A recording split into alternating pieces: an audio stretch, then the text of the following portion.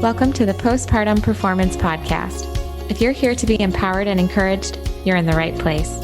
I believe every woman deserves to learn who's in her corner, which is why this podcast was created, to share encouragement and intentional conversations around women's health, nutrition, and wellness for new mothers. In each episode, we will discuss ways for women to find truth for her health, to feel strong, and to be confident from the inside out. I'm your host, Dr. Lindsay Peczkowski, a performance physical therapist with a passion for teaching others about pelvic health and guiding mothers to build movement, confidence, and strength. I'm a lover of running and weightlifting and a healthy cooking enthusiast. All right, ladies, grab your coffee and settle in for an episode of the Postpartum Performance Podcast. Are you with me? Here we go.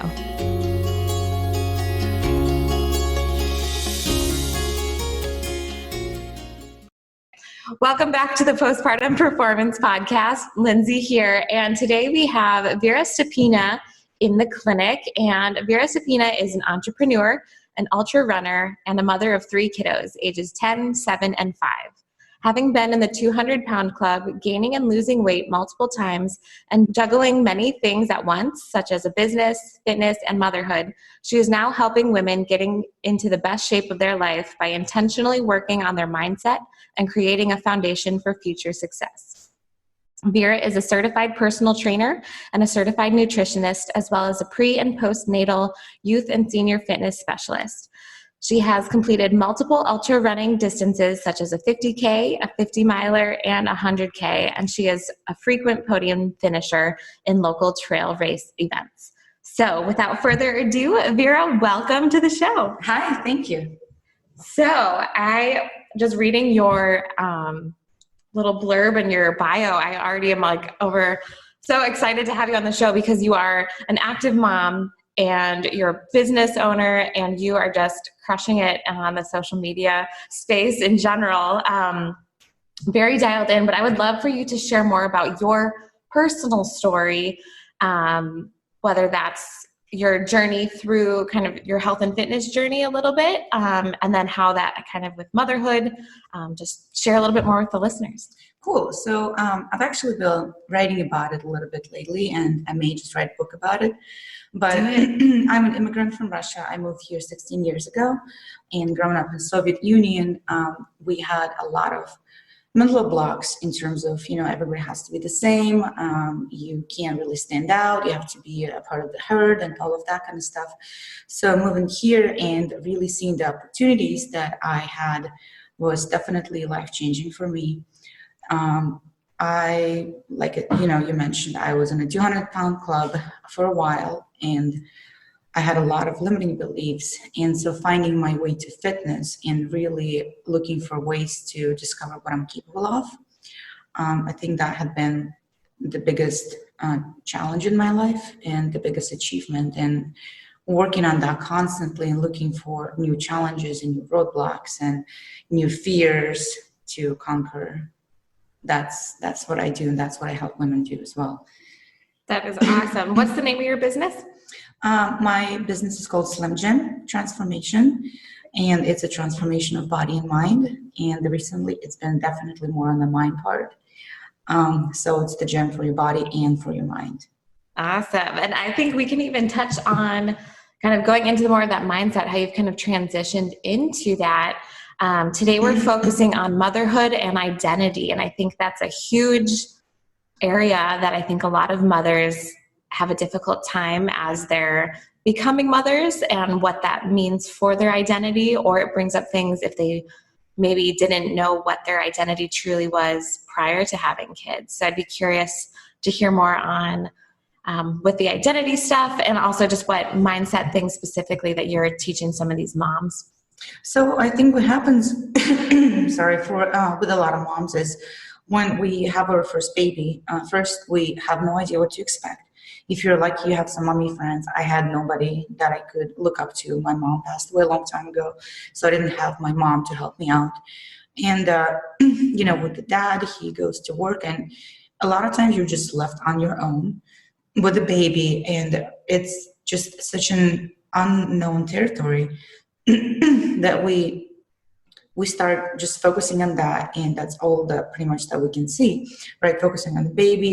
A lot of times we start to gain weight, we lose a lot of habits that we had before, seeing friends, going, exploring new places, reading, exercising, food, and all of that stuff, because we just get busy in that little circle, and we get stuck in a rut, and we don't see how we can get out of that.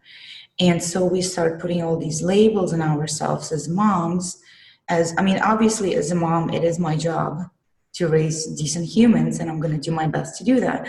But what a lot of moms forget about is that you coach your kids every single day, and to be a good coach, you have to take care of yourself. Because if you were looking for a coach, you wouldn't want to hire a crappy coach for yourself, right? Mm-hmm. So why would you want to give your kids a crappy coach? And I think this is where a lot of times we lose our identity, is to focusing on diapers and, sign language and multiple sports for the kids and all of that. When in reality, what our kids need, they need us, and they need our love and our attention. And 2 hours of undivided attention with you, in my opinion, is much better than playing in 7 different sports and being, quote unquote, busy. Mm-hmm. Yeah. What would you say to a mother that feels, like you said, quote unquote, busy? Where would you start for making a change, wherever that is, whether that's a health thing or like for your situation, like I need to make a change, or I need to change this habit, or to be a better coach for my kids? What would you start with? So first, we always need to identify what kind of problem we're trying to solve here. A lot of times mom try to get into exercise and to start really, really hard. So it's very important to do like a goal setting session. If you have a coach, that's great. If you read a book or like maybe an online course, whatever is helpful. But finding your point A is probably more important than looking at the point B where you're going. Because if you start from a place that you think you are at, but really that was 20 years ago, then you're just basically lying to yourself, and you're setting yourself for failure. So identifying where you are, what we're working with, what things you can get off of your plate, more importantly, rather than adding things onto your plate so you don't get more busy. Mm-hmm. And just looking at simplifying your life and identifying like 3 priorities that you can work on in, let's say, family, 1 in fitness, and 1 in mental health, and going from there. Because if you focus on 20 goals at once, you're probably not going to get to any of them. But you can really just narrow down to 3 and feel less stress or less guilt about not reaching them, and more chances to actually get more successful. Mm-hmm. I love that. Yeah.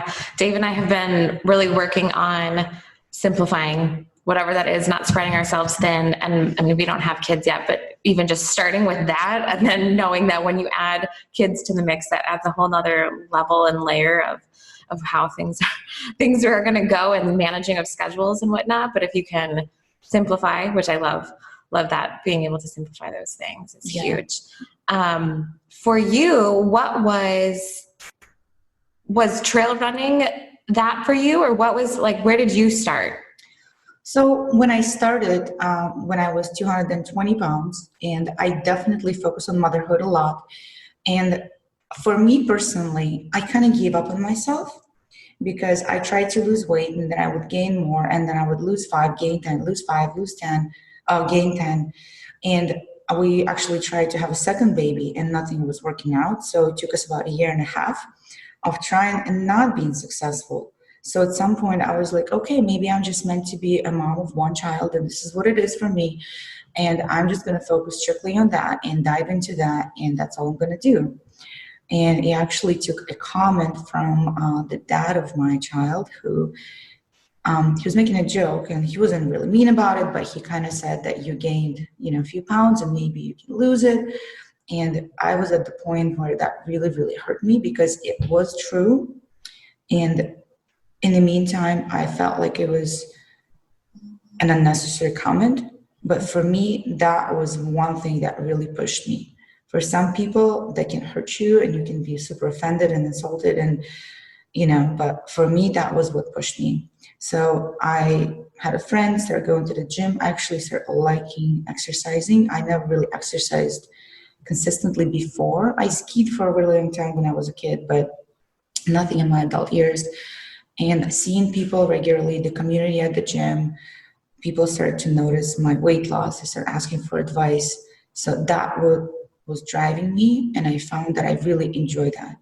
So only when I started to look at my new habits as the habits that I like, that's when it started to be consistent. Mm. And whenever I thought before I had to go exercise, I never wanted to.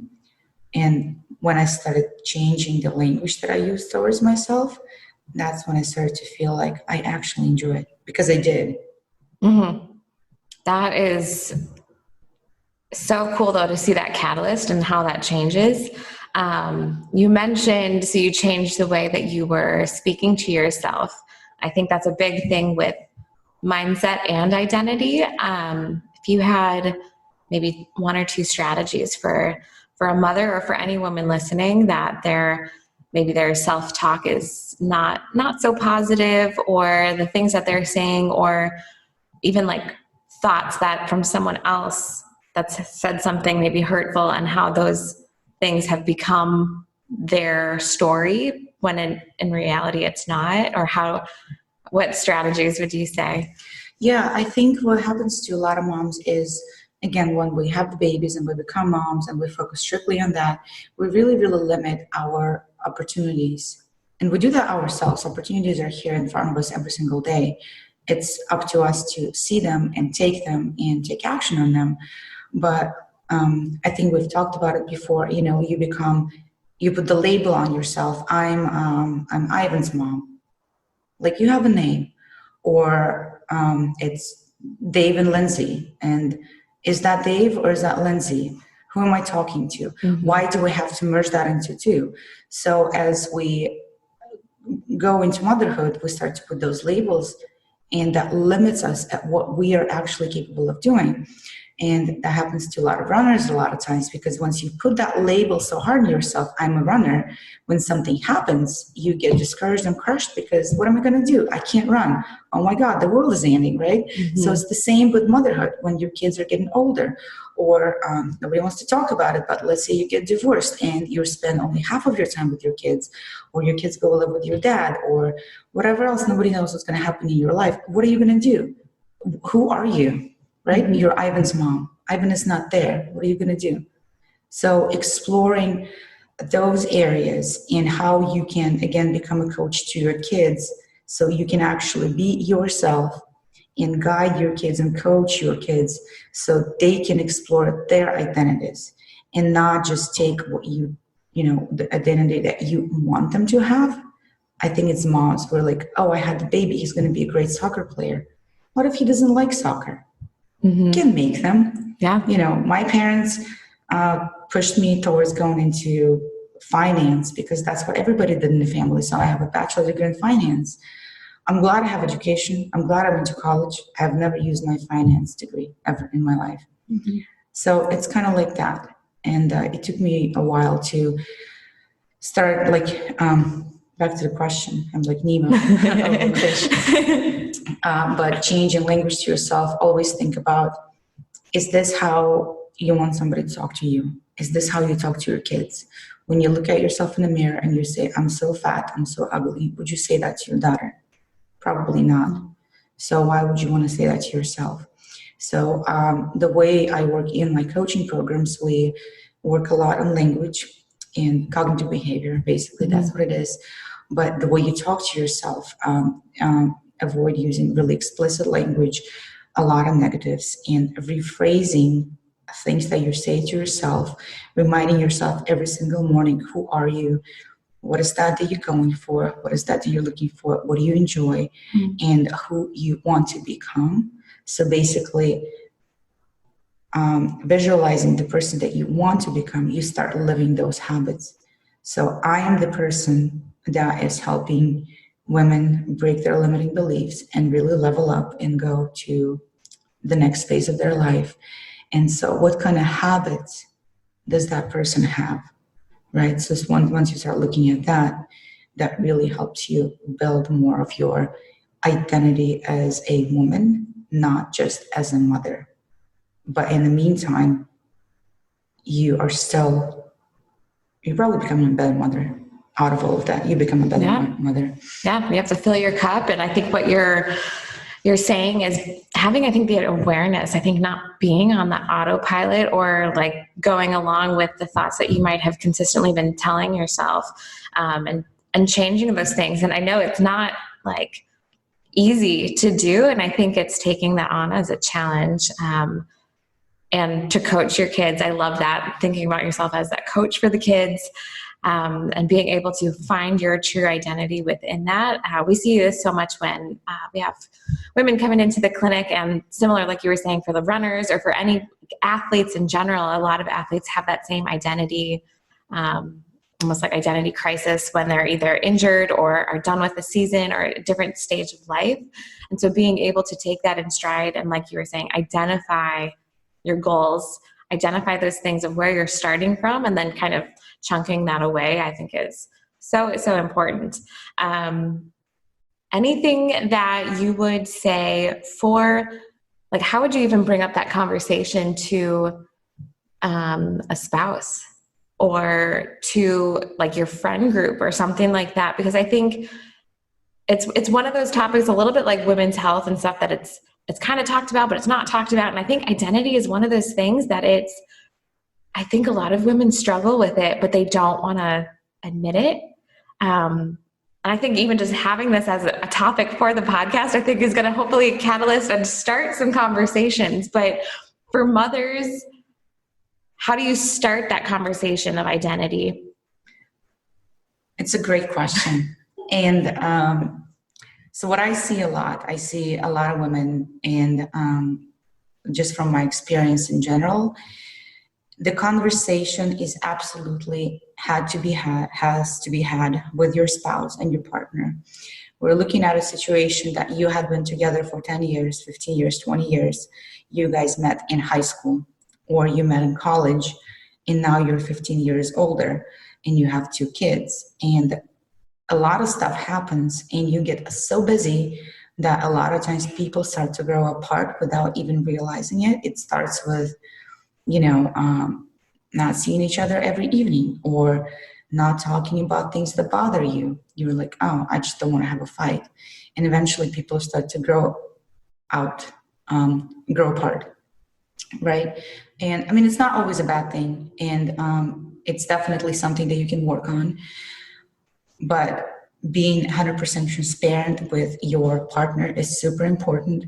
And especially when you're starting a new journey and you decide to make some changes in your life, you need to make sure that you have communication with your partner. It's just as important as anything else, because you need to communicate what exactly that is you're doing. You need to communicate that they don't have to do what you're doing. It's not because of them. It's not about them. It may not affect them in any way unless they want to, right? Mm-hmm. Because a lot of times partners feel like, oh, well, she's going on this diet, so that's going to affect me, and she's not going to let me eat pizza and drink beers with my friends. But if you communicate it correctly, that Dave, it's not, this is not going to affect you. Mm-hmm. I just want you to know this is what I'm doing. This is why I'm doing this. It's important for me, for my health. I am exploring this new thing, and this is kind of support that I expect from you. You need to explain what support means to you, because a lot of times our partners, they don't mean to sabotage us. It's just they don't know how to help. Mm-hmm. So if you communicate that really, really transparently, chances are, if he's a decent guy or a decent girl, they're probably going to be helpful. And if they're not, maybe that's not meant to be. So that happens too, and it's not the end of the world. Mm-hmm. But you just need to understand that a lot of times stuff happens not because of them, but because of how we react to that. We assume things, and we make sense of things when really it just has to be talked about, and that's it. Mm-hmm. And if you have a supportive partner, I'm pretty sure they're going to be helpful, and they will be more than willing to support you on anything that you do. Mm-hmm. And you kind of have to do that in exchange too. Yeah, for sure. Yeah, you have to ask for that, but then also respond with that if they're asking similar things. So going from the spouse side of things, now thinking about the kids, when you were kind of going through your transformation and everything with that. Your kids, how old were your kids during kind of like the main part of that? So, good question. So I started when Ivan was 2. He's now 10. Mm-hmm. And I have 2 more pregnancies. In the meantime, I gained weight, I lost weight, and that's when I started to get more into fitness, like intentionally, not just workouts at the gym, but actually started to have a program and compete and all of that. And so my kids were babies. I opened my gym when Olivia was 18 months. Okay. And Michael so he must have been 2.5. So my kids were babies. So from the beginning, they had been watching me. Getting on this journey of becoming an entrepreneur from zero. Yeah. And it's been tough road. Yeah. Tough road. Yeah. I can relate. Mm-hmm. So with that, I think I think so many people want to then be that example and to be that person that their kids can look up to, but that also can turn into then being that identity of like, I need to be perfect, which no one's perfect. And I think, giving yourself that grace, having that communication or showing your kids like, hey, I'm not perfect. Don't ever think that I am perfect. Because I think past generations, I think sometimes it's like stigmatized, like they had all their stuff together. It was just that I don't think it was talked about. Yeah, that's how my mom was. Yeah. So like, I still have no idea who she was. Yeah. It's stuff that it's tough, and you don't want to after the fact be like, oh, I wonder what things they maybe were going through, and finding those people, your core group of people, whether that's with your spouse or other like girlfriends and friends, and having that opportunity to have those conversations and the tough stuff of like, hey, I feel like I'm putting too much of my identity in this or that or whatever it is. And like having, like you said, like kind of face the music, tough conversations, and then actually following up on that. Because I think in the day-to-day so let's say you've improved a little bit more of your self-talk and you're starting to build some of those habits, what other what habits would you have someone start with if they're not into fitness? Kind of like how you began. How did you start with so you started going to the gym, you started doing things. What did you do on the nutrition side of things? Because that's a huge part of the transformation. Yeah, it's a really big part. And I think a lot of things I just did subconsciously. And I tried different diets, and I tried low fat and low carb and, like really low calorie. And I've tried so many of them until I came to the conclusion that the more I mentally restrict myself, the more likely I am going to binge later. So for me, and what works for a lot of people, a lot of my clients, is not restricting yourself mentally, but learning more about how we make our food decisions, because they're based on emotions and events in your life. And learning how to manage that in the first place will help you make better decisions in nutrition. Because in the end, it doesn't matter how many superfoods you eat. It doesn't matter if you eat more saturated fats or like whatever, like other fats, or if your protein is high or low. But if you still end up eating 5,000 calories a day and you're not Michael Phelps, chances are you're probably going to still gaining weight. So it doesn't matter in the end, if you're still not cutting your calories down, no matter how healthy it is, you're still going to gain weight. So there's definitely some knowledge needed, but also you need to know how to implement that knowledge into your life, because just because you know stuff doesn't mean you're going to do that, right? Yeah. So the habits that I always recommend starting with, and usually what we do in the first few weeks of my programs, basic and foundations programs, is we identify the habits that take us to the place where we are now, and we find ways on how to reverse those habits. So it's not necessarily that you need to learn new stuff. You need to identify what brings you down and what brings you back, and learn on how to reversing those habits. Because if you learn something, you can unlearn that as well. It's just a lot of people, what they forget is that, like, it took you 42 years to get where you are. You're 60 pounds overweight. Yeah. You've been staying up until 1 a.m. for the last 30 years. So we can't change that in 2 weeks. And there will be hard times and there will be hard days, but working through those bad days is what's going to take you to success, not to work on having a good day every day. And I'm also like, I'm going to bring an analogy here. So, I twisted my ankle a couple of days ago. And what a lot of people don't realize or don't want to think about is that you're going to have these hiccups on your journey. Physical injury, I don't know, life gets in the way, kid gets sick, grandma dies, COVID happens. Yeah, COVID. I don't know. So nobody expects things like that, right? So when something like that happens, we don't have a plan B or plan C or plan D, whatever, how many plans you have. And we get so discouraged and we're like, well, this is over, it wasn't meant to be. Like you said, it's either perfect or it's garbage. But it's that whole gray area in between that essentially needs to be really, really worked on. And learning how to, instead of saying, I'm not good enough, learning how to say, I can do better and work on that, because chances are you can do better, but it doesn't mean you're not good enough. So this is the language that we work on changing and finding ways instead of finding reasons to give up, finding ways to keep going, and how to do that in a consistent way without burning out and, being all in. Absolutely. Like if I'm not a runner, then I'm nobody. But I just look at it from a practical standpoint. If this is not what, puts bread on your table, then chances are it can be replaced with something else. So instead of looking at it as of, I'm a runner, you can reposition that as I'm an athletic person that sets challenges and overcomes them. And that way you have more opportunities to find challenges in different sports or different activities. Maybe you'll get into adventure racing. Maybe you'll get into cycling. Maybe you'll become a kid coach. That's athletic. And you're serving, kids in a good way. So not limiting yourself to a label, I think that's huge. Yeah, absolutely. I think, like we were saying I thought of like enjoying or falling in love with the process or the journey of like it's not the end goal, and it's not necessarily, you need to know where you're starting from. You want to know where you're going, but it's that in between of that gray area, like you were saying. And I think it's come up so many times in conversations this past week. And I think even through some of the pandemic stuff and just whatnot of like, it's the process. And that's what makes those habits actually stick.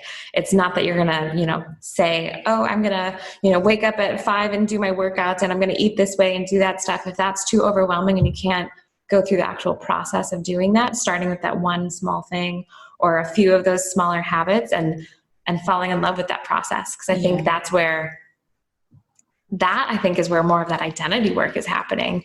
It's not the end goal. And I think so many people have found that when they get to that point, they're not as happy as they imagined that they would be. And it's the process and it's that journey. And I think even just bringing yourself to those days that even if it's not a perfect day, even if not a good day, of like understanding yourself and how you're responding to that adversity too, I think is a big thing that kind of sparked from what you were saying. And I think that's so important though, is like for mothers and for women alike, is to finding that identity, processing through it, that it doesn't have to be so black and white, because we don't live in a black and white. We live in a very gray kind of a combination or a combo of colors and all of that type of and stuff. Being a mom is not an end goal, We're like always focusing on like, oh, my kid needs to do this and this and this. She needs to be reading by 4 years old, and she needs to be like doing ballet and dance, and I have 3 kids, so I'm gonna have to drive them to different practices, when in reality you get so burnt out that they've got none of you. How is that benefit? Like, how is that beneficial for them at all? So kids can be active in all different ways. And in my opinion, spending 30 minutes per day walking with them is going to be way more beneficial for them than doing a soccer practice 4 days a week, but never seeing you or seeing you burn out, always having a glass or 2 of wine because you're so stressed out, you need to unwind, looking at your habits, looking at how stressed you are, how irritated you are, and you eventually breaking down in the end of the day. You need to go to bed because I need some time to myself, and then you sit on the couch, you drink, you eat chips, and tomorrow is the same. And it's the same day every day. So this is the behavior that you show them. And I think it's essentially just going to break the children, and they're going to grow into the same person. Is that what you want for them? So if you want something good for them, you have to show them the good, not just tell them about the good. And again, like I said about the coach, if you are joining a gym and you walk in and you see your trainer eating Doritos and like your trainer can do squat and like, or whatever, demonstrate an exercise, would you want a trainer like that? Probably not. Yeah. And like on this topic, I always say, don't judge people by the way they look. For all we know, they may have gone through a transformation themselves and in the middle of a journey. So it's the attitude and the way they act. That's what you need to look at.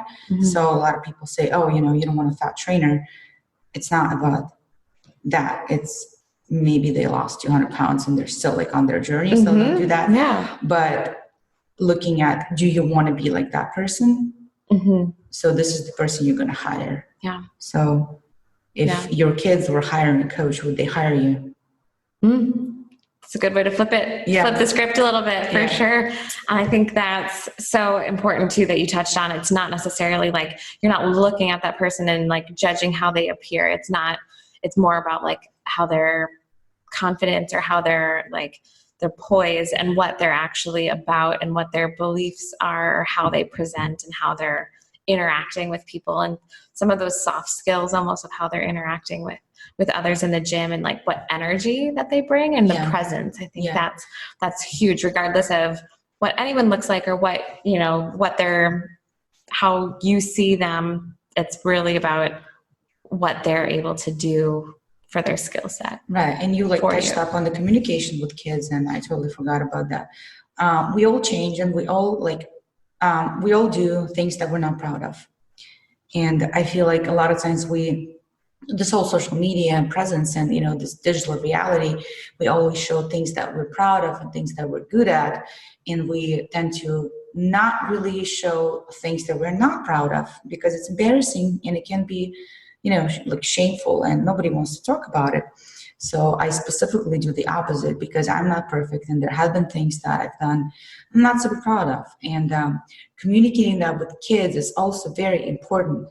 You still have to have an authority, right? So they don't look at you like a failure, but communicating that people do things, and good people do bad things, and bad people do good things. Just because you do the quote unquote bad thing doesn't mean you're a bad person, right? You fail the homework doesn't mean you're a failure. It means that you can learn something from it. So an example here is, so I stopped drinking about a year and something ago. And my kids watched me constantly, having a beer, having a wine, having parties and all of that. And it wasn't always a good example for them. And I mean, I've had my middle kid bring me a beer from the fridge, and I'm like, who does that? I did that. Okay. So it's not something that I'm so proud of, but it's behind me. Right. And just remembering that people do change, and people change things and their behaviors, but communicating that with children is super important, so they know just because they did something bad, they need to acknowledge, learn, implement, and move on, and not just beat yourself up for it. And we've talked about it with my children, and I've told them that, yes, I did have drinks, and it didn't benefit me in a way that I wanted to, and this is why I am not doing this anymore. And this is how it benefits me in, the X, Y, and Z way. So we talk about that, and I make sure we communicate that all the time, so they can make the decisions. Because like I said, you're coaching your children. You can tell them don't drink, but if they see you drink every day, I mean, come on. And especially with this whole quarantine, and it takes a vineyard to raise a child or school a child, and day drinking and all of that. And it just gotten to the point where, is this what you're teaching your children? It's it's a very fine line between funny and not funny. Yeah, absolutely. I think to be able to give the kids the tools to be better humans, and not being able to hold them to a certain standard or make them feel like they have to do the same thing as one of their parents is doing. And you're explaining why it's beneficial to you. And I think it's something that, regardless of what it is, if it's choosing not to drink or choosing to work out or choosing to eat a certain way, for the kids to understand like the reasoning behind it helps, I think, them process process really what that is, and that helps them, I think, find their identity in other things, or being more aware of the options and the reasons why people are choosing to do certain things too. I think is so important. Yeah, so important. Learning how to own your choices and not blaming on other circumstances. You know, oh, they made me eat this. They made me do this. Nobody makes you do anything. Yeah. You just look at people and you make your own decisions. And with kids, you know, they're always very, very explicit, again, like their expressions, and worst day of my life, and I hate this, and all of that. So working on that, I haven't perfected that, you know, and I get irritated and I get mad and I apologize to them when I say, I'm sorry, I overreacted. Your behavior, you know, made me feel angry. And then I'm like, no, I reacted that way. You did not make me feel angry. It's just the way I react. So I owning my own choices. Yeah. Hopefully will help them own their choices. Yeah. And setting that example of just the communication, coming back to that communication, being open about that. So good. So I wanted to transition. So this podcast is about some health, fitness, and whatnot. And we kind of talked about that you're an ultra runner. What other things, or what fitness stuff are you into right now? Because I know personally we've been working together a little bit. So you've kind of had a different transformation on the fitness side of things. But what makes you excited right now with exercise and movement and any of that? So what excites me is it's interesting because I've done so much of it. You know, I've done workout classes, and I've done competitions, I've done ultra races and 5Ks and obstacle courses and all of that. So I've literally done so many of them. And what I found out that works for a lot of people is focusing on more of a well-being and things that they enjoy, and doing things properly is a lot more beneficial for you rather than just doing mindlessly workouts.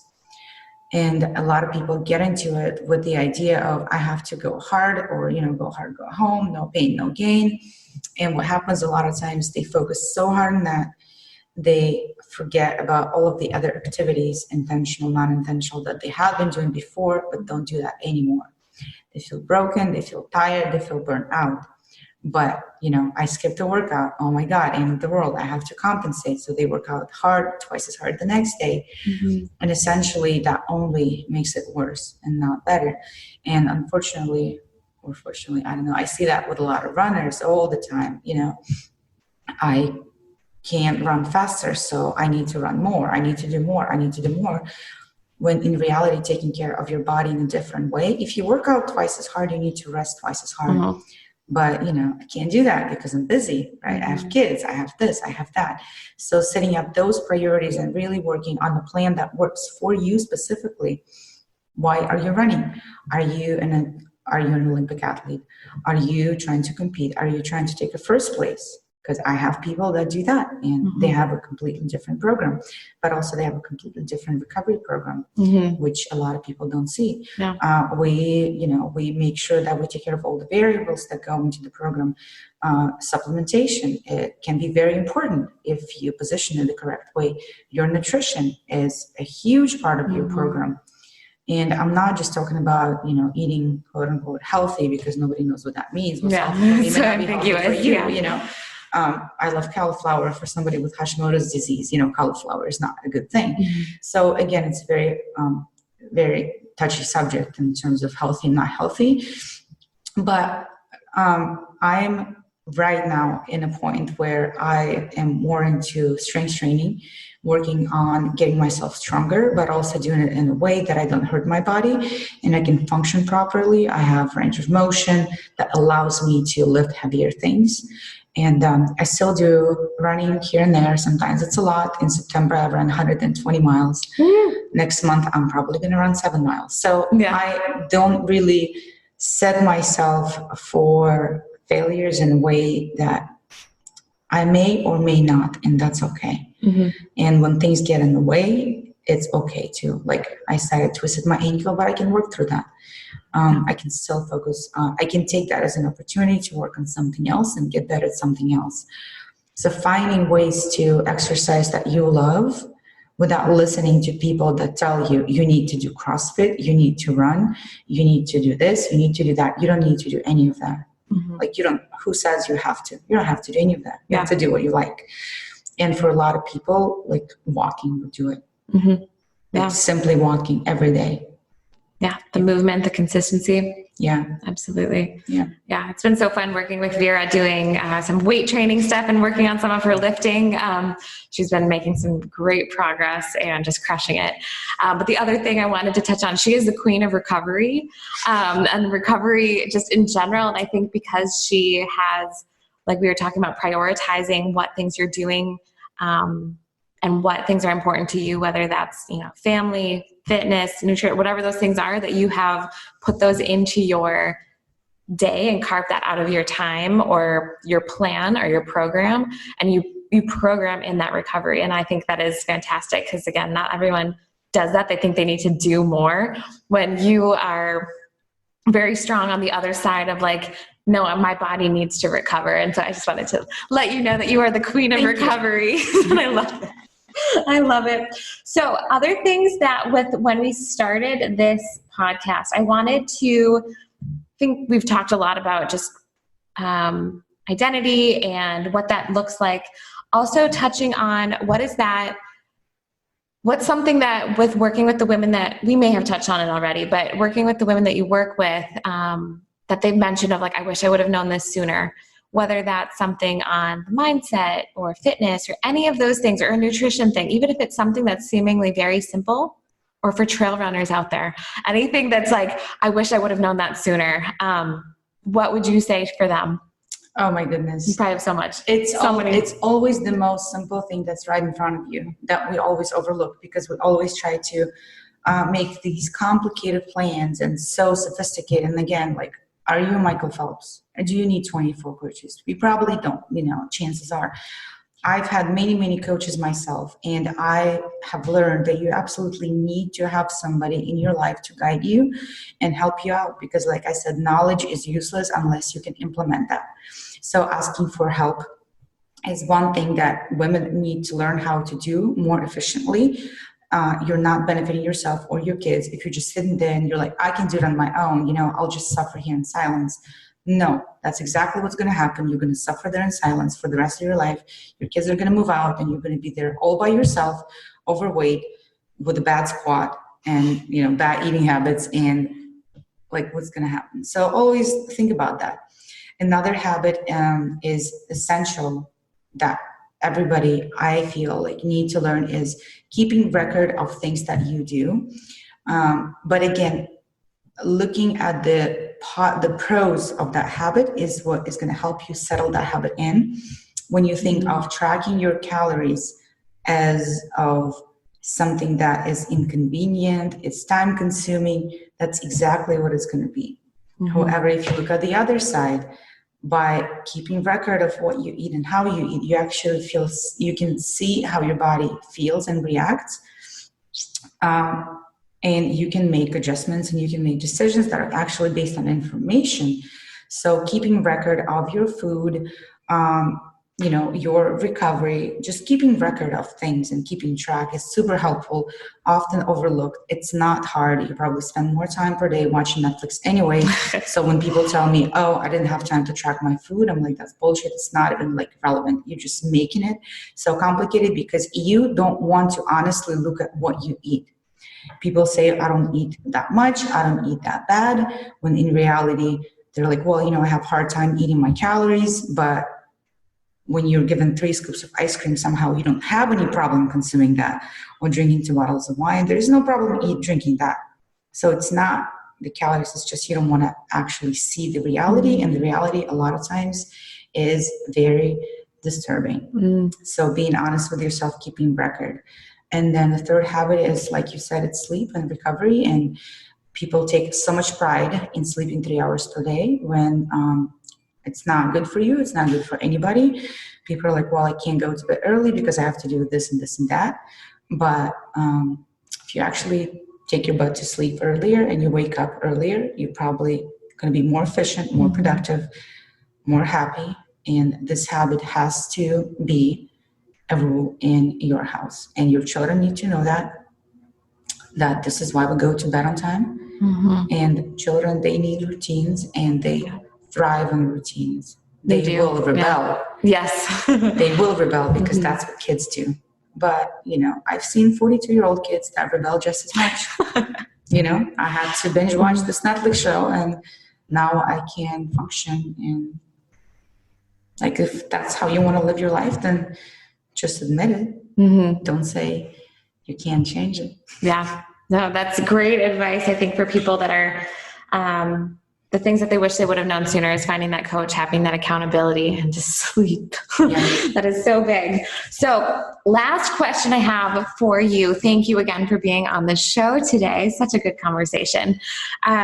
So we're going to say hypothetically that you're in line at a coffee shop, and there's a mother that taps you on the shoulder, and she's like, "Hey, Vera, I'm a new mother, and I just need some help with kind of feeling confident with myself, feeling like I can get my health and fitness back." What advice would you give? And I know you gave some really good nuggets already, but maybe for a new mother that was previously active, one of your clients just had a kid, what would you say?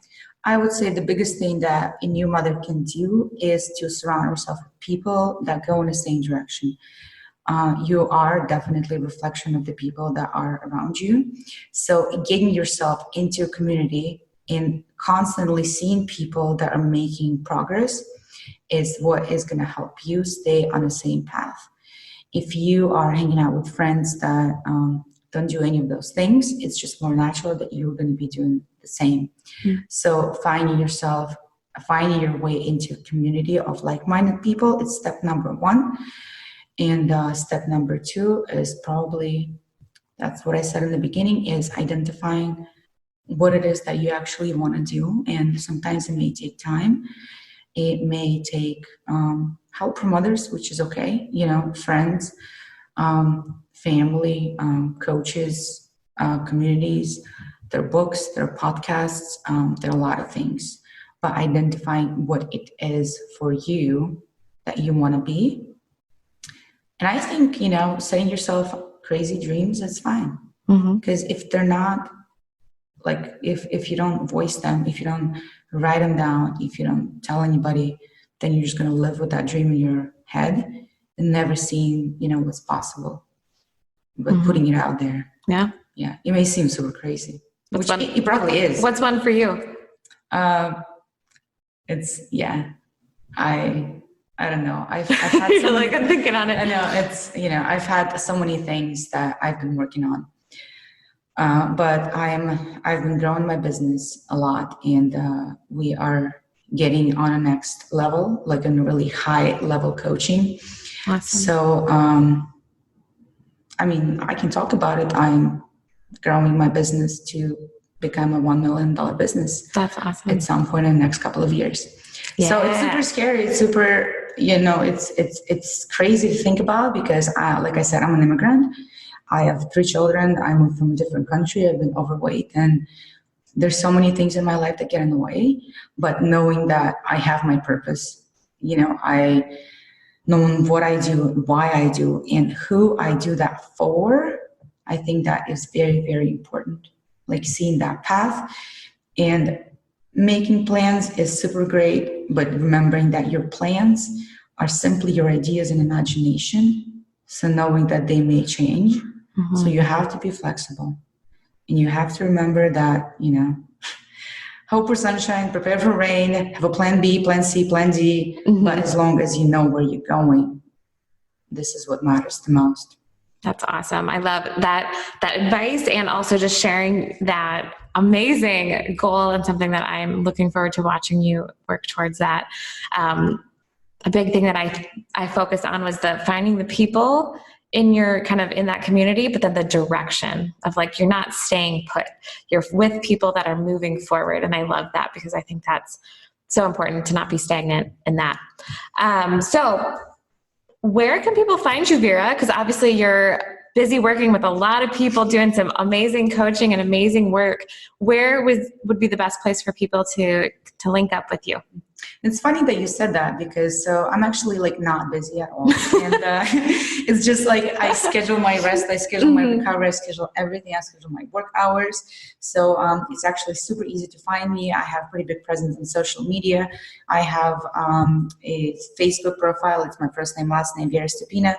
My Instagram is Vera_Stepina. I go by my own name, not by my name of my kids or imaginary, whatever vision label that I want to put on myself. So it's very easy to find me. You can reach out to me in a Facebook Messenger. You can send me an email. You can schedule a call with me. All of my calls come with a no-show fee, which provides you with extra accountability and, compensate for my time if you don't show up. But I feel like that's the first step for people to understand that if you want to value, you value others, you need to value yourself too. So I'm here showing up for you. You have to be there, show up for me, but also for yourself. And that is the first lesson that I teach my women is that you need to value your time because the time is your biggest asset. And it's up to you if you're going to be busy or not busy because you make yourself busy. So I love that. I love that. I'll make sure to tag that all up in the show notes, where to find Vera with all of that. Thank you again so much, Vera, for being on the show today. So much good stuff. I think if I was listening right now, I'd be like, so many good little nuggets of things to work on for identity and self and transforming your life. And I think that is so important. And I thank you so much for your honesty and openness and just sharing all of that. So thank you again, Vera. I really thank you for having me. This is great. Thanks so much for listening to this episode of the Postpartum Performance Podcast. I appreciate you taking the time to listen, learn, and grow. If this is your first time tuning in, thank you so much for being here. The aim of this podcast is to provide oodles of the best possible content to help empower women, eliminate the phrase, "I wish I would have known sooner" around pelvic health, and to encourage personal growth through the postpartum journey to becoming the best version of yourself. If you enjoyed the show and found the content helpful, please remember to subscribe to the podcast and leave a 5-star review. These subscriptions and reviews help other mothers discover the podcast. If you're a regular listener, thank you. I encourage you to tell a friend about us or post on social media sharing your favorite part for today's show. If you're looking for more content like this, please follow me on Instagram at Postpartum Performance. Remember, mothers, if you're seeking to live life strong, I'm here with you in your corner.